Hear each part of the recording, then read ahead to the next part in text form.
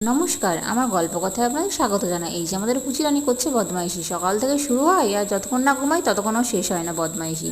আর এখন তো পড়েছে গরমের ছুটি, হয়ে গেল বাস। আমার তো সকাল থেকে রাত্রি পর্যন্ত নাজেহাল অবস্থা। কার কার এরকম নাজেহাল অবস্থা আমাকে নিশ্চয়ই কমেন্ট করে জানাবেন। আর আছে তো দুই ভাই বোন, বুঝতেই পারছেন আমার কেমন অবস্থা হচ্ছে। যতক্ষণ না ঘুমাই এই তো বদমাইশি চলতেই থাকে। সারাটা দিন মারপিট, এই ভালোবাসা, এই আদর আবার শুরু হয়ে যায়। আর এখন না ঘুমিয়ে চলছে এই যে লুকোচুরি খেলা, ওর বাবার সাথে খেলা করছে আর আমি এসে দেখছি এই কাণ্ড করছে। আমি বলছি ঘুমাতে, কিচ্ছুতেই ঘুমাবে না। আর ওর দাদাকে এসেছে পড়াতে, ওই ঘরে পড়ছে, স্যার এসেছে ওর।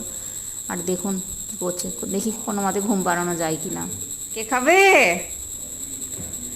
কে খাবে তা? কে খাবে? কে খাবে তা? কে খাবে?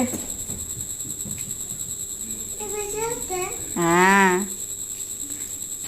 এই যে ছাদু টোকরাছে।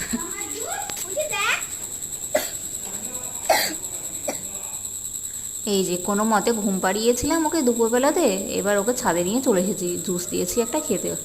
বলছে আমি ঘুম থেকে উঠে আগে জুস দেবো, তাই ওর বাবা নিয়ে এসে রেখে দিয়েছিল ফ্রিজের মধ্যে, ঠান্ডা ঠান্ডা খাবে বলে। এই যে ছাদে বসে আছে এখন, দাদা খেলা করছে ওর, আর ও এখন জুস জুস? খাবে। তুমি খাও। বাবা কত ভালোবাসা, কি টেস্টি খেতে। এত ভালোবাসা রাখি কোথায়? ছাদে এসে জুস খাচ্ছে। এই যে এইদিকে হালকা, এইদিকে মেঘ, আবার এইদিকে পরিষ্কার।